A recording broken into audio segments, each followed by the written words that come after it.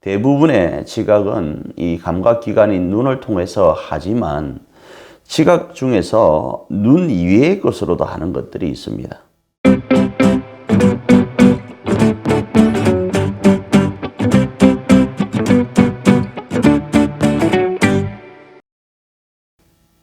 샬롬, 한 주간 어떠셨습니까?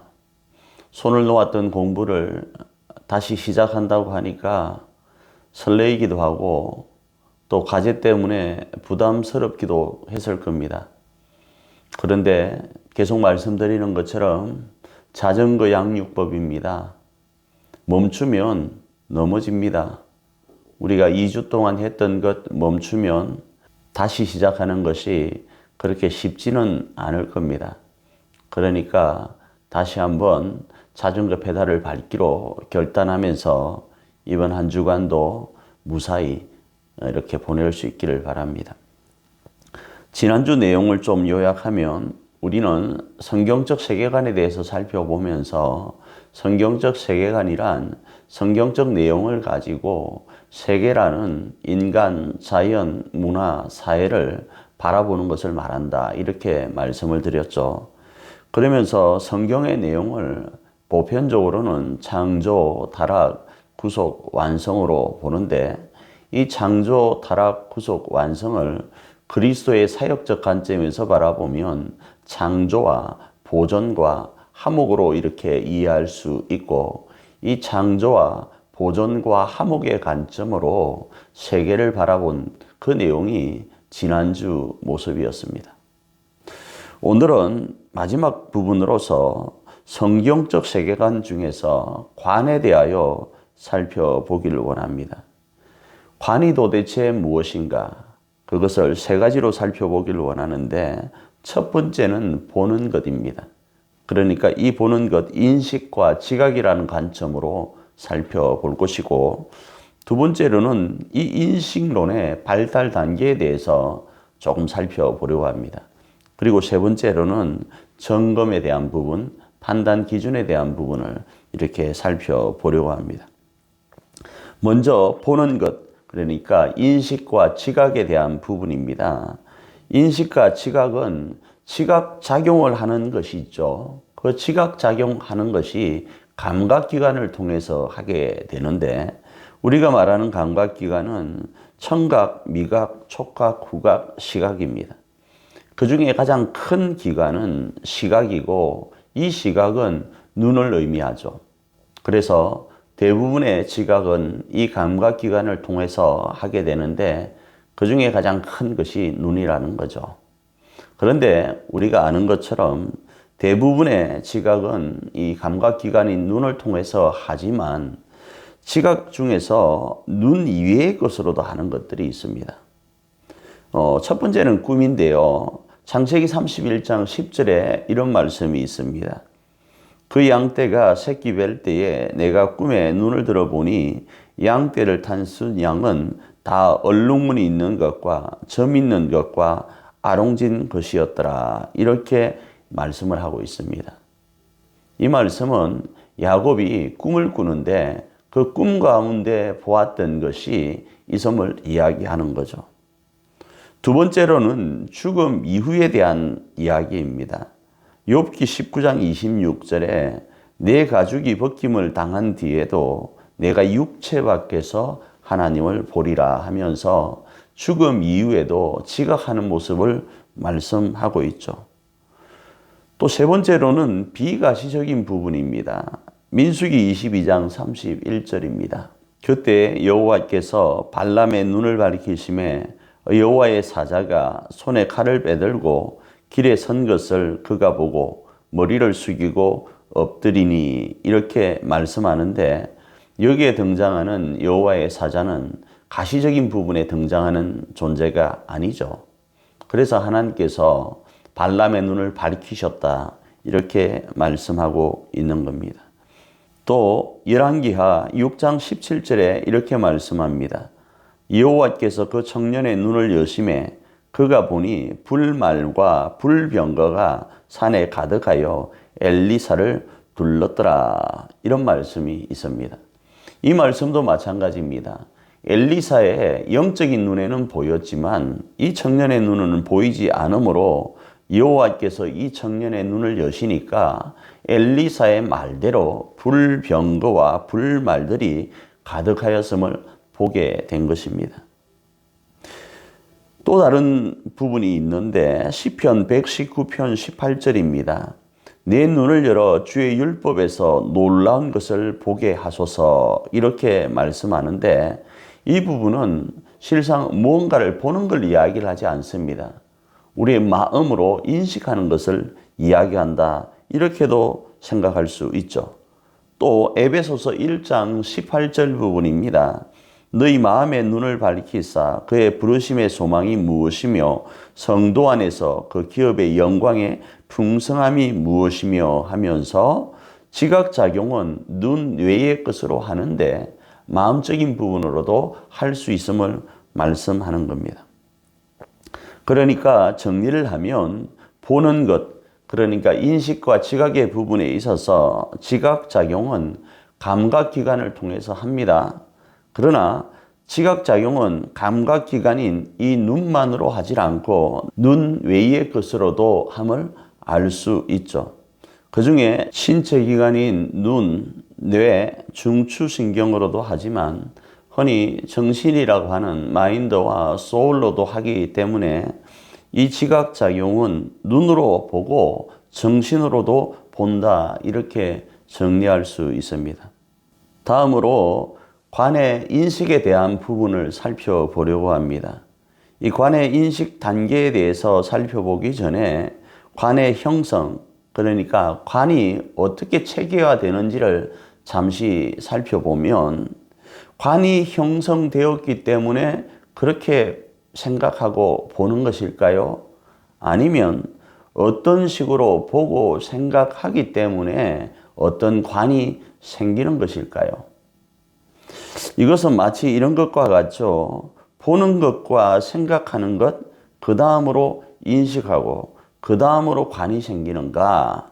아니면 관이 형성되었기 때문에 그렇게 보고 생각하고 인식하는가로 이렇게 정리할 수 있습니다.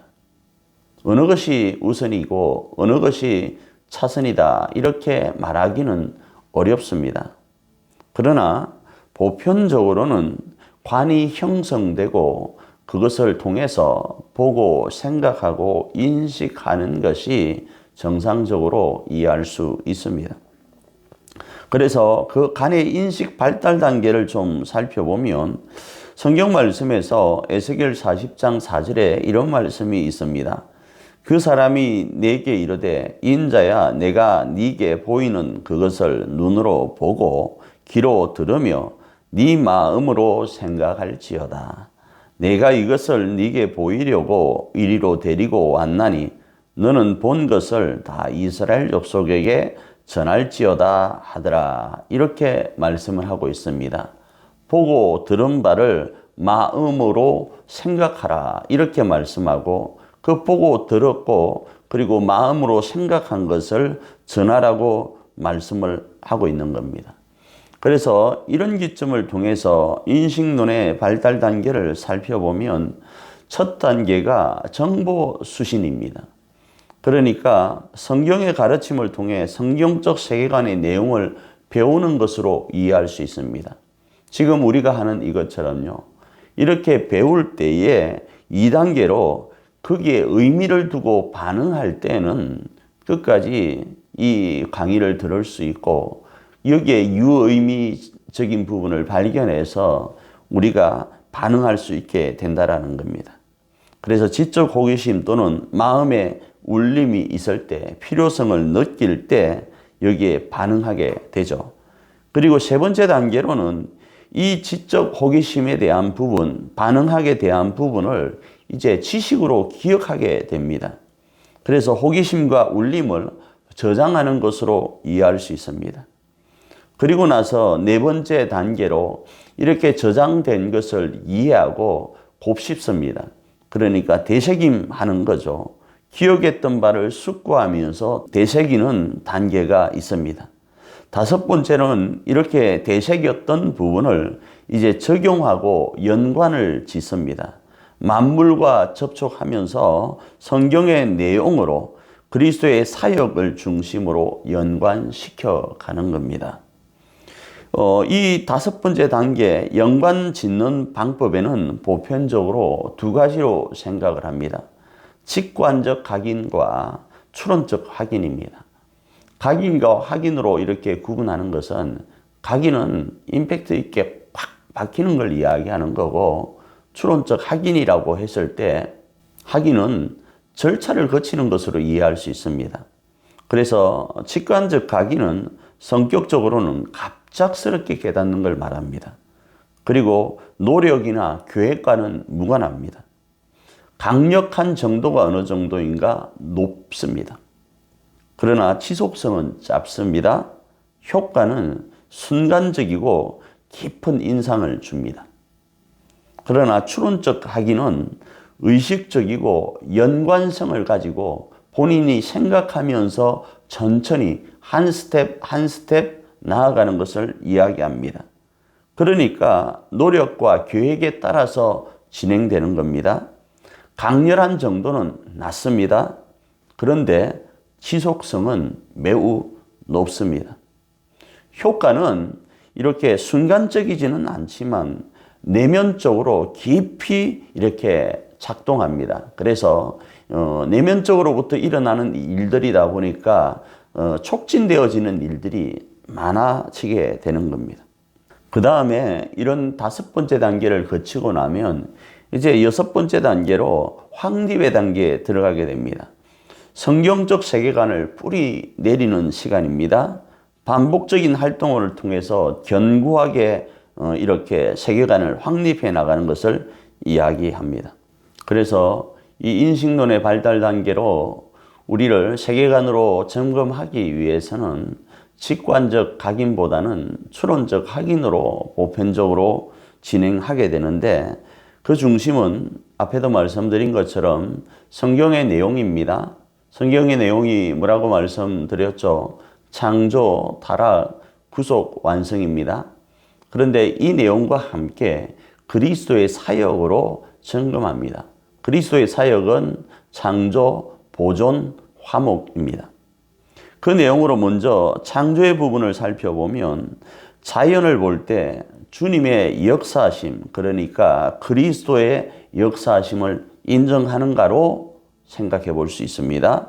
사람을 볼 때에 주님의 형상을 닮았다. 그렇게 우리가 이야기한 것으로 인식하는가. 문화를 볼 때에 우리에게 주어진 사명과 아울러 그리스도의 손길을 이렇게 느끼는가로 이렇게 점검할 수 있고요. 사회를 볼 때에 계속 말씀드렸죠. 상보적이고 친밀하고 합일적인 존재이기 때문에 공동체성으로 인식하는가입니다. 두 번째로 보존이 되겠죠. 그리스도의 사역인 이 보존으로 바라볼 때에 자연을 볼 때 주님이 오늘도 이 자연을 보존하려고 하고 있음을 인정하는가입니다. 주님은 보존하려고 하는데 우리는 파괴하려고 하면 되지 않겠습니까? 인간을 볼 때에 인간의 생명이 죽게 있음을 인정하는 겁니다. 그리스도께서 생명을 살리시려고 십자가를 지셨는데 우리는 생명을 죽이려고 하고 있지는 않냐 이겁니다. 문화를 볼 때 주님이 붙드십니다. 십자가로 거룩하고 복되게 붙드시려고 하시는데 우리는 거룩하고 복되게 문화를 창출하기보다는 파괴적이지는 않는지를 이렇게 바라보게 되는 겁니다. 사회를 볼 때 주님은 보존하려고 그래서 나중 종국에는 하나님의 나라에까지 연결시키려고 하는데 우리는 이런 사회를 너무 개인화시키고 담을 쌓고 있지는 않는지를 바라보는 겁니다. 마지막으로 그리스도의 사역 중에 완성인데 자연을 볼 때에 그리스도의 완성을 기대하는가입니다. 우리만 회복되는 것이 아니라 자연도 회복된다라는 그 기대감이 있냐 이겁니다. 인간을 볼 때에 부활의 변화를 소망하는가입니다. 오늘 저와 여러분 그리고 가족들을 볼 때에 이들이 호련히 변화되어서 하나님 앞에 설 존재라고 인식하는가입니다. 문화를 볼 때에 이 문화 또한 신천신지에 보존되는 부분인지를 생각해 보는 겁니다. 문화가 하나님 나라에도 있을 만한 문화로 우리가 발전시키려고 하고 있는지를 보는 거죠. 사회를 볼 때 완전한 통합을 기대하고 있는가? 가정과 교회와 나라와 국가가 열방이 정말로 하나님 앞에서 일체된 공동체인지 그리고 그것을 기대하고 있는지를 보느냐 이 부분입니다. 첫 시간은 이렇게 관에 대해서 살펴보면서 인식의 발달 단계와 자기 점검까지를 살펴보았습니다. 조금 쉬었다가 2강에 뵙도록 하겠습니다.